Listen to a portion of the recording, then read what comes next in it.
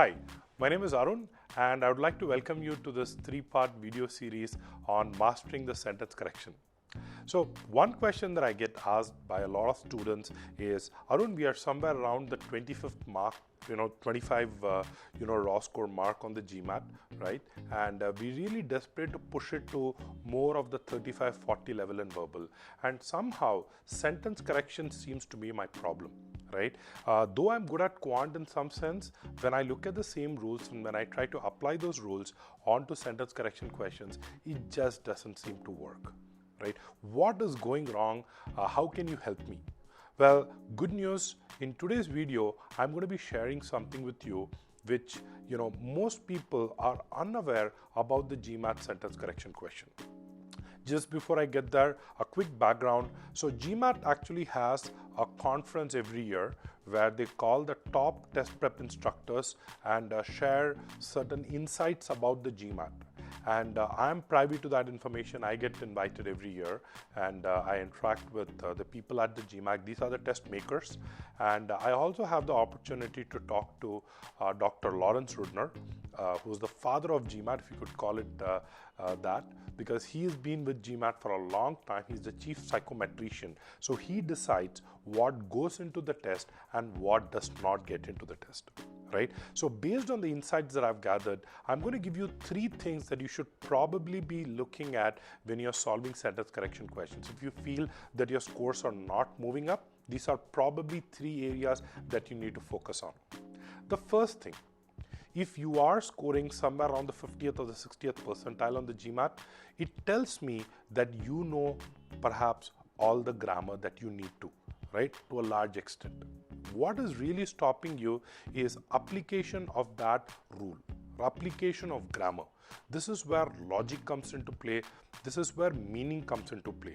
I can guarantee that almost all questions above a raw score of 40 are not going to test you on grammar. Show me a person scoring a 30 raw score in verbal. Show me a person scoring, let's say, a 40 raw score in verbal. I can tell you the only difference mostly is because the person scoring 40 is able to apply logic. So you must be thinking, I've heard of this, what do you mean by applying logic or, understanding the meaning? Well, here's the deal.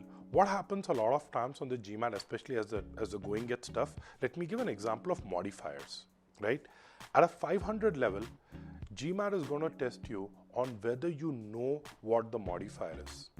At a 600 level, GMAT is going to test whether you know what it modifies. But at a 700 level, GMAT is going to test you on whether you know whether it should modify it or not. Right? That is really the totem pole of how things can get a little difficult. Let me give you an example of how meaning can be used. So the question is the list of animals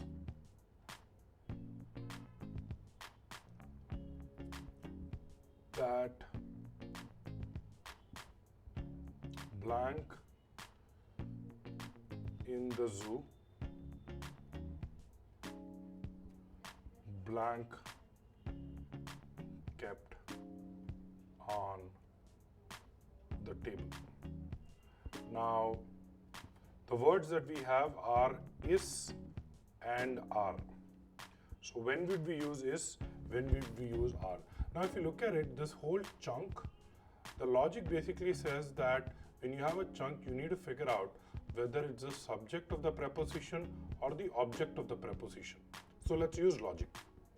That blank in the zoo. So would you expect the list to be kept in the zoo or the animals to be in the zoo? So you would expect the animals using logic. So you will say the list of animals that are in the zoo. Now, such a list, where would it be? It would be kept on the table. So what would you use over here? You would use the word is. So what you see over here is a simple subject-verb question, but really a one that requires you to use logic in order to apply it. So you saw that it's not just subject-verb agreement. It's not just knowing the subject.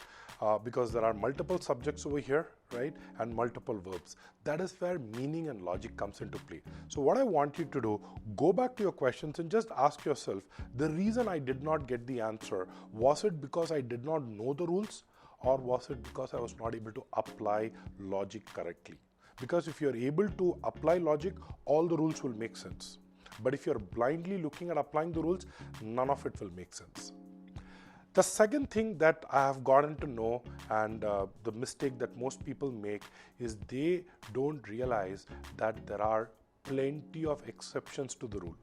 Right? Many times what happens when we are solving OG, we just look at this rule, we say, okay, whenever there is an X, there should be a Y, correct? So in the right answer choice, you ended up looking at X and Y appearing together. We kind of retrofitted this rule, and we said, whenever you see X, you should also see Y. But many times on the GMAT, what will happen is they will play on the exception. They will give you an X, but they will not give you a Y, right? And that's where you have to be careful. Let me give you an example. All right, so let's take this next example. So what you have over here is going to the movies. Not only has going to the movies become a pleasurable experience, but also it has become an expensive one. Now, logically, the moment you look at not only and but also, we realize that seems to be a pair that we are looking at, right? It's a correlative conjunction. So many times what happens, people jump. They realize that the moment I see not only, I also need to have a but also. But beware, in this particular example, what you really have is one positive, the fact that it's become a pleasurable experience, and a negative, the fact that it's become an expensive one. So the actual idiom that we will use over here is just this. Going to the movies has become a pleasurable experience, but also an expensive one, right? So what we are using over here, the idiom, but also without not only. Now you'll see there are a lot of questions where such exceptions are being tested. So beware of exceptions. Again, on a higher level on the GMAT, these are the kind of traps that will be laid for you. So what you saw is, though we blindly go in for this rule and you'd be able to eliminate, let's say, 3 of the answer options, you'd be left with the last 2. One, where you can directly apply a rule, right? It almost is like a confirmation bias, because in our mind we think that that is the right rule. We just start seeing patterns, we kind of apply it. But the right one will have a slight exception, and there are plenty of questions where such exceptions are tested. So beware. Again, go back to all the questions that you have practiced and try to see how many of them were exceptions where you blindly fitted in the rule.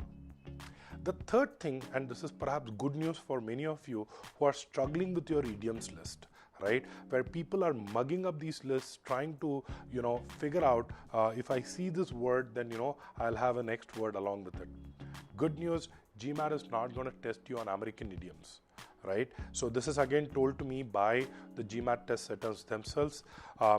15 years ago, the demographics of the GMAT test taker was very different. He was typically an American, right? So they basically catered to the market, right? So they ended up having questions which were catering to the American market. But today, Indians and Chinese form the largest demographic, pool.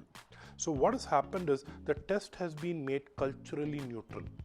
Right? If you understand what culturally neutral is, you will have no specific idiom that is spoken only in one part of a country or in one country alone.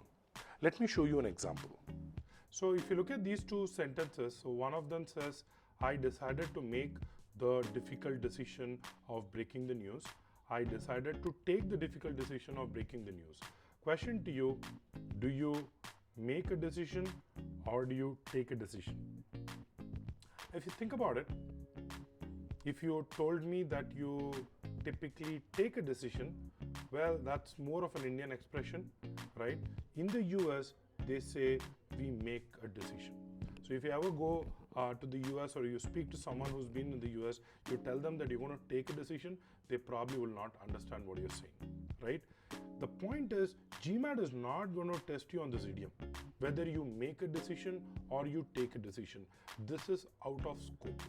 Don't waste your time learning or mugging up idiom rules just because you think they potentially could be tested on the GMAT.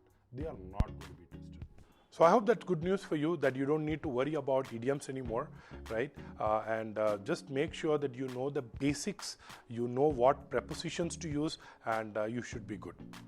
So with this video, I hope to really clarify or debunk some myths and tell you the real secret about what GMAT sentence correction is all about. I want you to take the 3 points that I spoke about and apply it to all the questions that you have solved, and you will see that you will start seeing things which you perhaps did not see earlier, and that could be the key to moving you from a 25 to a 35 to a 40 raw score, right?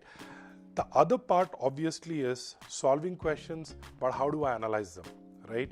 What I'm going to do in the next video is I'm going to give you some real great ways in which you can get official questions. You don't need to pay for it. Get official questions, and also how you should be analyzing these questions, right? So that's going to come up on the next video. So watch out for it. In case you're worried about a lot of GMAT grammar rules, good news, I got a PDF right here on this page. Go ahead and download that PDF. It contains all the grammar rules that you probably need to know, right? So grammar is not the problem. It's application of those rules which is going to be a problem. So go ahead and download that, and also leave us comments and let us know what you thought about the video. If you have any questions, if you are having any questions that I can answer in the future videos in the training program, please let me know. I would be happy to do so. Till we see you in the next video, have a great day.